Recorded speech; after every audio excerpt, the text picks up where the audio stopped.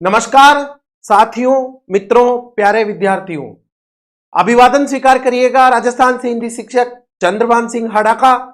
मैं हाड़ा competitive classes के मंच पर आपका हार्दिक अभिनंदन करता हूं, स्वागत करता हूं। तो आइएगा, विवेचना में आज हम लेकर आए हैं आपके लिए क्लास 12th हिंदी अनिवार्य के विद्यार्थियों के लिए आरोह भाग 2 से महत्वपूर्ण चैप्टर क्रमांक 4 रघुवीर सहाय की प्रसिद्ध कविता कैमरे में बंद अपाहिज की सटीक व्याख्या।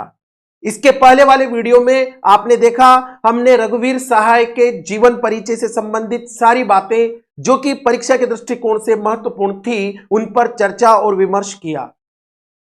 आज दूसरे वीडियो में पूरा जो ध्यान रहेगा वो कैमरे में बंद अपाहिज जो मूल कविता है उसके पदों की सटीक व्याख्याएं, उन व्याख्याओं से प्रकट होने वाला या ध्वनित होने वाला जो अर्थ है, लक्ष्यार्थ है, व्यंग्यार्थ है, उसको अभिव्यक्त करने का। तो आइएगा, बिना कोई भूमिका के, बिना कोई देर करते हुए मूल कविता पर चलते हैं और देखते हैं कैमरे में बंद अपाहिज में रघुवीर सहाय किस तरह से मीडिया और समाज के संबंधों की पड़ताल करते हुए हमें दिखाई देते हैं। ये देखिएगा, बहुत ही महत्वपूर्ण कविता है हिंदी अनिवार्य के विद्यार्थियों के लिए। क्लास 12th में आरोह भाग 2 पुस्तक में लगाई गई है। अध्याय क्रमांक है आपका 4। लेखक है रघुवीर सहाय और उनकी प्रसिद्ध कविता है कैमरे में बंद अपाहिज। तो देखिएगा, ये सटीक व्याख्या है और कैमरे में बंद अपाहिज जो मूल कविता है वो कैसे अपना रूप ग्रहण करती है, उसकी प्रारंभिक पंक्तियां। तो पहले मूल पढ़ता हूं, फिर धीरे धीरे उसकी व्याख्याएं हम देखेंगे। तो मूल कविता कुछ इस तरह से अपना स्वरूप ग्रहण करती है। ये इसका पहला मुखड़ा है। हम दूरदर्शन पर बोलेंगे, हम समर्थ शक्तिवान। ये कुछ वर्ड हैं जो मैं अंडरलाइन कर रहा हूं क्योंकि इसमें कुछ विशेष अर्थ ध्वनियां छिपी हुई है। आप देखिएगा, हम एक दुर्बल को लाएंगे। रघुवीर सहाय अगली पंक्ति लिखते हैं कि हम पहले कहेंगे, दूरदर्शन पर ऐसा बोला जाएगा कि हम समर्थ शक्तिवान और हम एक दुर्बल को लाएंगे। एक बंद कमरे में उससे पूछेंगे, क्या पूछेंगे? आप क्या अपाहिज हैं? तो आप क्यों अपाहिज हैं? आपका अपाहिजपन तो दुख देता होगा, देता है? ये पहली पंक्तियां। जैसा कि हर बार मैं कहता आया हूं, बोर्ड एग्जाम में जब इस तरह से व्याख्याएं पूछी जाती है या ये काव्यांश का अंश आता है तो आप सीधे सटीक अर्थों तक कविता को सीधे नहीं लिख सकते। पहले आपको प्रसंग लिखना होगा, संदर्भ लिखना होगा, फिर व्याख्याएं और फिर विशेष।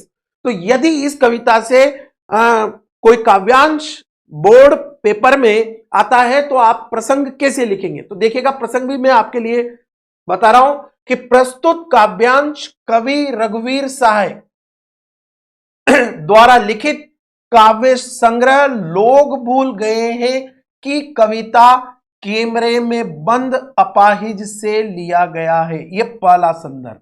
अब हम चाहें तो इसको बदल भी सकते हैं। कैसे कर सकते हैं? आप एक दो टर्म चेंज कर सकते हैं। प्रस्तुत काव्यांश, व्याख्यायिक काव्यांश, संकलित काव्यांश, अवतरित काव्यांश, आलोच्य काव्यांश, कुछ भी लिख सकते हो।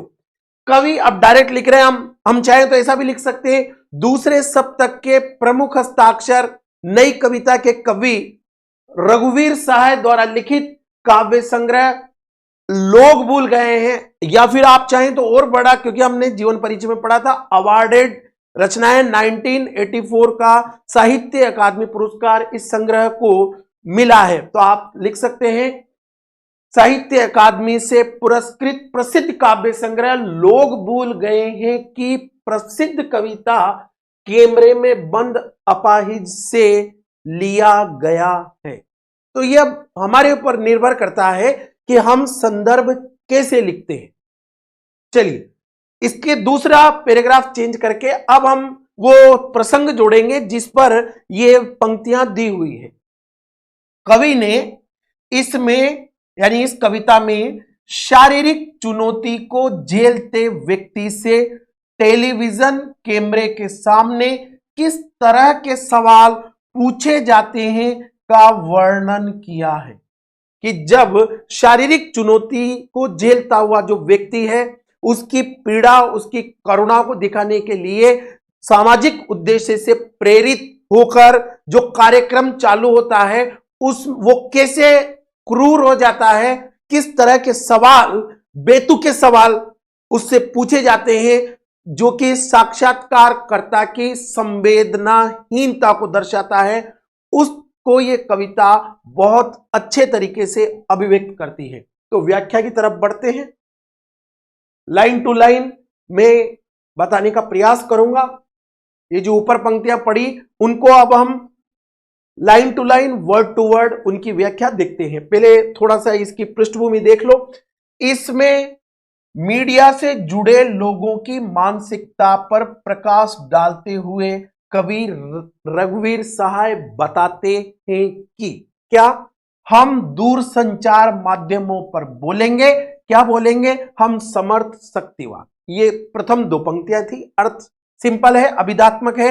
ये लोग स्वयं को, कौन, मीडिया वाले, दृश्य श्रव्य माध्यम वाले जो व्यक्ति हैं, ये लोग स्वयं को समर्थ अर्थात सब कुछ करने योग्य, शक्तिशाली समझते हैं। ये प्रथम दो पंक्तियां कर रही है। फिर रघुवीर सहाय अगली दो पंक्तियों में कुछ इस तरह से भाव अभिव्यक्त करते हैं। वो कहते हैं, हम एक दुर्बल को लाएंगे एक बंद कमरे में, दूरसंचार माध्यमों पर ये बोलेंगे कि इनका कार्यक्रम सामाजिक उद्देश्य से जुड़ा हुआ है और इसे लोकप्रिय बनाने के लिए दूरसंचार माध्यमों के एक बंद कमरे में, जिसको टेलीकास्ट रूम कहते हैं, उस रूम में, एक बंद कमरे में एक अपाहिज जो शारीरिक पीड़ा को झेल रहा है, ऐसा दुर्बल व्यक्ति ये लेकर आएंगे। चलिएगा, कविता धीरे धीरे अर्थ ग्रहण करती चलती है और कड़वी सच्चाइयों को अभिव्यक्त करेगी। आइएगा अगली पंक्तियों पर ध्यान देते हैं। अगली पंक्तियां कुछ इस तरह से है। उससे पूछेंगे, तो आप क्या अपाहिज हैं? अब ये देखिएगा, साक्षात्कारकर्ता अपने क्वेश्चंस यानी प्रश्न पूछता है और उसका पहला प्रश्न है, आप क्या अपाहिज हैं? तो आप क्यों अपाहिज हैं? आपका अपाहिजपन तो दुख देता है।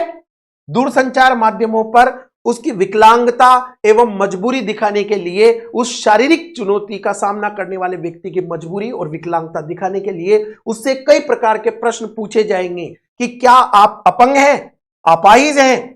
तो आप अपाहिज क्यों हैं? आपकी विकलांगता आपको दुख पीड़ा देती है क्या और कैसे देती है? इस तरह के प्रश्न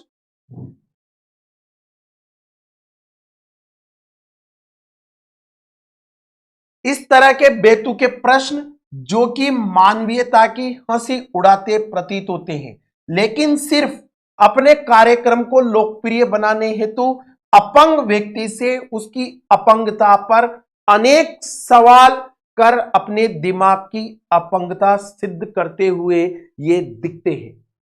विशेष में आप चाहें तो इस तरह से जानकारियां लिख सकते हैं। कुछ तथ्यात्मक बातें कवि ने मीडिया की मानसिकता पर करारा व्यंग किया है, क्योंकि एक लंबा समय रघुवीर सहाय का इस तरह के कार्यक्रम और इस तरह की दुनिया से रहा है। काव्यांश में नाटकीयता है, भाषा सहज सरल और व्यंजना शक्ति से युक्त है। यहां हम जो शब्द है वो समाज का ताकतवर मीडिया है। अपाहिज से पूछे गए प्रश्न बेतुके और निरर्थक हैं। यह अपाहिज के वजूद को झकझोरते हैं और उसके स्वाभिमान को ठेस पहुंचाते हैं। फलस्वरूप वह चुप हो जाता है, क्योंकि इस तरह के प्रश्नों का वो क्या उत्तर दे, उसे समझ में नहीं आ रहा है। इस प्रकार प्रश्न पूछने वाला अपने उद्देश्य में सफल नहीं हो पाता है, क्योंकि वो जब तक अपने बारे में बताएगा नहीं, देखने वालों की रुचि उसमें बढ़ेगी नहीं। दर्शक वर्ग की करुणा और सहानुभूति जो कि जगाना उनका उद्देश्य है, वो अपने उद्देश्य में सफल नहीं होंगे। उसकी असफलता का कारण यह है कि उसे अपंग व्यक्ति की यानी साक्षात्कार लेने वाले व्यक्ति की असफलता का कारण यह है कि उस साक्षात्कार लेने वाले व्यक्ति को अपंग व्यक्ति की व्यथा से कोई वास्ता नहीं है। वह तो अपने कार्यक्रम की लोकप्रियता बढ़ाना चाहता है। तो इस तरह से आप विशेष लिख सकते हैं। फिर कविता के दूसरे अंश की तरफ अपन बढ़ते हैं, देखते हैं। वो साक्षात्कारकर्ता कहता है कैमरा दिखाओ इससे बड़ा बड़ा। ये देखिए कविता अगला, जब वो साक्षात्कार करने वाला व्यक्ति उससे इस तरह के प्रश्न पूछता है, क्या आप अपाहिज हैं, आपका अपाहिजपन क्या आपको दुख देता है, इस तरह के, जो कि सीधे सीधे तौर पर उसके वजूद को जग जोड़ते देते हैं, उसके स्वाभिमान को ठेस पहुंचाते हैं और वो हक्का बक्का सा होकर चुप हो जाता है। अब वो चुप हो जाता है तो उसका कार्यक्रम एक तरीके से असफल होता हुआ जब वो देखता है तो वो अब क्या करता है, अपने कैमरामैन को कहता है कि भाई वो चुप है तो उसके चेहरे पर जो व्यथा, दुख, पीड़ा आदि है उसे जूम करके बड़ा करके दिखाओ, ताकि दर्शक वर्ग इसकी इन पीड़ाओं और व्यथाओं से सहानुभूति प्रकट कर सके, सहृदयता से जुड़ सके। हाँ तो बताइए, फिर वो प्रयास करता है, आपका दुख क्या है, जल्दी बताइए, वो दुख बताइए। अब देखिए ये शब्द अपने आप, ये कुछ शब्द हैं जो बहुत जल्दी, कि उनको उससे पूछना भी है और वो जल्दबाजी भी कर रहे हैं, बता नहीं पाएगा, क्योंकि इतनी तेजी से जब आप उसके ऊपर क्वेश्चन दागेंगे तो वो बता नहीं पाएगा। सोचिए, बताइए, आपको अपाहिज होकर कैसा लगता है, कैसा यानी कैसा लगता है। और हम खुद, वो जो साक्षात्कार लेने वाले व्यक्ति उस स्टूडियो में से और भी, वो खुद इशारे से बताएंगे कि क्या हिसाब। देखिए यहां कितनी बड़ी असंगति है कि दुख किसी और का है और उस दुख को अभिव्यक्त करने के तरीके कोई और बता रहे हैं। देखिए प्रसंग आप वैसा ही लिखेंगे, उसमें ऐड कर सकते हैं मीडिया कर्मी की संवेदनहीन क्रिया प्रणाली का वर्णन इन पंक्तियों में अभिव्यक्त होता है। कैमरे के सामने एक अपाहिज से उसकी अपाहिजता का कारण व उससे होने वाले दुखों के बारे में पूछा जा रहा है। ये पृष्ठभूमि या प्रसंग जोड़ने के लिए आप चाहें तो कह सकते हैं। मीडिया की कार्य पद्धति पर सवाल उठाते हुए वे स्वयं को समर्थ शक्तिमान कहते हैं, कैमरे के सामने अपाहिज को बैठाकर उसकी बेचारगी को दुनिया को दिखाना चाहते हैं, जिसके लिए वो कैमरामैन से कहते हैं कैमरा दिखाओ इसे बड़ा बड़ा। कैमरे में इसके चेहरे पर जो मौजूद बेचारगी है, मजबूरी है, इस तरह के भावों को आप बड़ा करके दिखाएं। प्रश्नकर्ता कैमरे वाले को अपंग की तस्वीर बड़ी करके दिखाने के लिए कहता है, ताकि आम जनता की सहानुभूति उस व्यक्ति के साथ हो जाए और कार्यक्रम लोकप्रिय हो सके। ये देखिएगा निहित उद्देश्य। आगे देखिए, हाँ तो बताइए आपका दुख क्या है, जल्दी बताइए, वो दुख बताइए। जैसे ही क्लोजअप शुरू होता है, एक मीडिया कर्मी अपाहिज से सवाल पूछता है, जल्दी बताइए आपका दुख क्या है। जल्दी जल्दी पूछने के पीछे उनकी, यानी कि इस तरह के मीडिया कर्मियों की समयबद्धता है जो कार्यक्रम से जुड़ी है। उन्हें अपाहिज के दुखों से कोई मतलब नहीं है। अगली पंक्तियां, जब आप इस तरह से जल्दबाजी में उससे पूछेंगे तो वो बता नहीं पाएगा। अपाहिज इस तरह से पूछे जाने वाले प्रश्नों का उत्तर नहीं दे पाता है। सोचिए, बताइए। पुनः साक्षात्कार करता, आपको अपाहिज होकर कैसा लगता है, इस तरह के प्रश्न उससे पूछ रहा है। फिर पूछा जाता है, सोचिए, बताइए आपको अपाहिज होकर कैसा लगता है। कैसा यानी कैसा लगता है, वो उस तरह की भंगिमा चाहता है जिसे उस लाइव टेलीकास्ट में बताया जा सके और जिसके साथ दर्शक वर्ग की सहानुभूति जुड़ सके। अपाहिज भोचके वो समझ नहीं पाता कि अपनी अपाहिजता को किस तरह से व्यक्त करे, तब वो नहीं कर पाता है तो वो हम खुद इशारे से बताएंगे कि क्या ऐसा लगता है, और उसकी दुविधा को समझकर स्वयं मीडिया कर्मी भाव बनाकर बताता है क्या ऐसा। और कवि ने यह सब मानवीय संवेदनहीनता से परे यांत्रिक जीवन का उदाहरण दिया है। संचालक संकेत द्वारा अपाहिज को बताते हैं कि वो अपना दर्द इस प्रकार बताए जैसा वो चाहते हैं। यहां दर्द किसी और का है और उसे अभिव्यक्त करने का तरीका कोई और बता रहा है। इस तरह से ये एक बहुत बड़ी असंगति है। किसी भी तरह उन्हें अपना कार्यक्रम रोचक बनाना है, ये इसमें छिपा हुआ अर्थ है। यही उनका एकमात्र उद्देश्य है कि उनका कार्यक्रम किसी भी तरीके से रोचक बन सके। अगला पार्ट इस कविता का वो देखिए, सोचिए बताइए। अब वो जो चुप है उसकी चुप्पी को तोड़ने के लिए प्रश्नकर्ता उससे कंटिन्यूअस पूछता है, सोचिए बताइए, थोड़ी कोशिश करिए, ये अवसर खो देंगे। आप जानते हैं कि कार्यक्रम रोचक बनाने के वास्ते हम पूछ पूछ कर उसको रुला देंगे और ये हमारा अगला मिशन, ताकि वो रो दे। इंतजार करते हैं दर्शक भी, आप भी उसके रो पड़ने का करते हैं। अब ये क्वेश्चन दर्शक वर्ग से करते हैं ना, पर ये प्रश्न पूछा नहीं जाएगा, यानी कि ये करते हैं वाला क्वेश्चन सामान्य जो दर्शक वर्ग है, जो एक लंबा टेलीकास्ट वो देख रहे हैं, उनसे पूछा जाना है जो उसके मन में है, पर वो आपसे पूछा नहीं जाएगा। प्रसंग व्याख्या देखेगा। कवि बताता है कि किस प्रकार दूरसंचार माध्यम कर्मी एक अपाहिज को उसकी अपाहिजता से भरे दुख भाव बताने की नाटकीयता करने को कहता है। अब वो क्या कर रहा है, सोचिए बताइए, थोड़ी कोशिश कीजिए, अपनी पीड़ा से लोगों को परिचित कराइए। फिर आगे वो इसी तरह से उसको समझा रहा है, वो कर रहा है साक्षात्कारकर्ता उस शारीरिक चुनौती को झेलने वाले व्यक्ति से कि यह अवसर आप खो देंगे।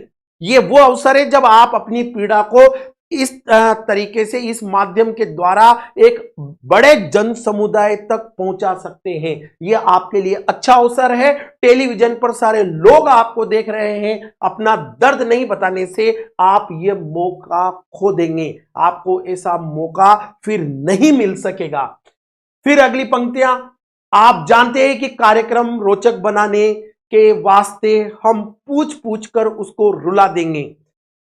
तो संचालक कहता है इस कार्यक्रम को रोचक बनाना है, और जब रोचक बनाना है तो इसके लिए जरूरी है कि अपाहिज व्यक्ति जो अपना दुख दर्द स्पष्टतया बताए, उससे वो इतने प्रश्न पूछे कि वो पूछ पूछ कर उसे रुला दे।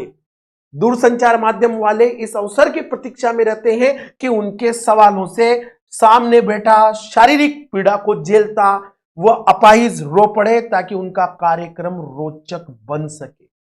ये देखिए, ये हृदयहीनता है। इंतजार करते हैं आप भी उसके रो पड़ने का, आप भी। अब ये दर्शक वर्ग है, उस अपंग व्यक्ति के रोने का इंतजार करते हैं, क्योंकि दर्शक भी दूरसंचार माध्यमों पर अपंग व्यक्ति के दुख दर्द को उसके मुख से सुनना चाहते हैं। क्या वो भी रो देंगे, अर्थात क्या उनकी प्रतिक्रिया मिल सकेगी? दर्शकों की मानसिकता है कि वे किसी की पीड़ा के चरम रूप का आनंद लेते हैं, वे भी संवेदनहीन हो गए। यहां रघुवीर सहाय का जो व्यंग है अब दर्शक वर्ग तक चला गया है। हम ऐसे समाज में रह रहे हैं जहां दूसरों की पीड़ा भी हमारे आनंद का विषय बन रही है, हो गए हैं, क्योंकि उन्हें भी अपंग व्यक्ति के रोने का इंतजार रहता है। करते हैं, यानी आप भी उसके रोने का इंतजार करते हैं। रघुवीर साहब अगली पंक्ति में कहते हैं, कवि अंत में दर्शकों से पूछता है, आप भी ऐसा इंतजार करते हैं? यह प्रश्न पूछा नहीं जाएगा, किंतु चूंकि यह प्रश्न पूछा नहीं जाएगा, फिर भी यह व्यंग प्रश्नकर्ता और दर्शक श्रोता दोनों के लिए है। विशेष में वही बात है। अगली पंक्तियों पर देखिएगा, फिर हम पर्दे पर दिखाएंगे। अब देखिए, जब वो बोल नहीं पा रहा है तो उसके चेहरे पर जो भाव है, फूली हुई आंख है जो कि उसके रोने से बड़ी हो गई है, एक बड़ी तस्वीर, बहुत बड़ी तस्वीर, और उसके होठों पर एक कसमसाहट। आशा है आप उसे उसकी अपंगता की पीड़ा मानेंगे। प्रस्तुत काव्यांश ये प्रसंग वैसा ही है। कवि ने मीडिया पर व्यंग किया है और व्याख्या कुछ इस तरह से है। दूरसंचार माध्यमों के कार्यक्रम संचालक का यह प्रयास रहता है कि उसके बेहुदे प्रश्नों से अपाहिज रोवे और वो उससे संबंधित दृश्य का प्रसारण करे। फिर हम पर्दे पर दिखलाएंगे फूली हुई आंख की एक बड़ी तस्वीर, बहुत बड़ी तस्वीर, जो अपाहिज की रोने से सूजी हुई आंख है वो बहुत बड़ी करके वो दिखाना चाहता है। वो उसके अब ऐसा वो क्यों कर रहा है? ताकि वह लोगों को उसके कष्ट के बारे में बड़ा चढ़ाकर अतिशयोक्तिपूर्ण तरीके से बता सके। इससे कार्यक्रम प्रभावी बनेगा और संचालक का वास्तविक उद्देश्य जो है व्यापार का वो पूरा होगा। यानी आज की भाषा में बात करूं तो उसके कार्यक्रम की टीआरपी रेट बढ़ेगी। उसके होठों पर एक कसमसाहट भी है, वो अपाइज के होठों की बेचैनी और लाचारी भी दिखाना चाहता है। आशा है आप उसे उसकी अपंगता की पीड़ा मानेंगे। आप यानी कि दर्शक संचालक कार्यक्रम को रोचक बनाने के प्रयास में सोचता है कि अपाइज की बेचैनी को देखकर दर्शकों को उसकी अनुभूति हो जाएगी। एक और कोशिश, अब वो जब नहीं बोल पाता है तो साक्षात्कार एक अंतिम प्रयास और करता है। दर्शक धीरज रखिए, देखिए हम दोनों एक संग रुलाते हैं, आप और वह दोनों। इसलिए वो कोशिश करता है कि अपाइज के दुख दर्द को इस तरह दिखावे कि उससे अपाइज के साथ दर्शक भी रोने लगे। उस समय दर्शक केवल उस अपाइज को देखे और धैर्यपूर्वक उसके दर्द को आत्मसात कर सके। एक और कोशिश कैमरामैन व कार्यक्रम संचालक कर रहे हैं। वे अपाइज को रोती मुद्रा में दिखाकर अपने कार्यक्रम की लोकप्रियता बढ़ाना चाहते हैं। इस प्रकार वे अपाइज से मनमाना व्यवहार करवाना चाहते हैं। मनमाना व्यवहार का मतलब वो जैसा चाहे वैसे भावों के साथ वो अपने विचार व्यक्त करे, जिससे वे अभी तक सफल नहीं हो पा रहे हैं। अंतिम पंक्तियां देखिएगा। कैमरा बस करो, नहीं हुआ रहने दो, पर्दे पर वक्त की कीमत है, अब मुस्कुराएंगे हम। आप देख रहे थे सामाजिक उद्देश्य से युक्त कार्यक्रम, बस थोड़ी सी कसर रह गई, थोड़ी सी कसर। धन्यवाद। वो थोड़ी सी कसर क्या है कि हम आपको रुला नहीं पाए। ये व्याख्या देखिएगा। कवि बताते हैं कि जब कार्यक्रम संचालक दर्शकों को रुलाने की चेष्टा में सफल नहीं होता है तो वह कैमरामैन को कैमरा बंद करने का आदेश देते हुए कहता है कि संचालक कार्यक्रम खत्म होने पर मुस्कुराता है। उसे अपने कार्यक्रम के सफल होने की खुशी है, उसे अपाइज की पीड़ा से कुछ लेना देना नहीं है। इस मुस्कुराहट में मीडिया की संवेदनहीनता छिपी हुई है। अर्थ देखिए आप, कैमरा बस करो, नहीं हुआ रहने दो, पर्दे पर वक्त की कीमत है।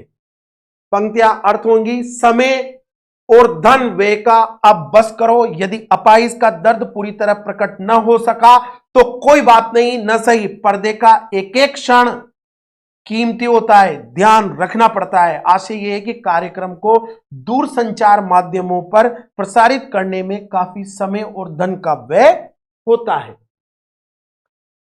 और अंत में संचालक बोलेगा, आप देख रहे थे सामाजिक उद्देश्य से युक्त कार्यक्रम। अपाइज के चेहरे से कैमरा हटाकर संचालक दर्शकों को संबोधित कर कहता है कि अभी आपने सामाजिक उद्देश्य की पूर्ति हेतु दिखाया गया कार्यक्रम प्रत्यक्ष देखा। इसका उद्देश्य अपाइज के दुख दर्द को पूरी तरह संप्रेषित करना था।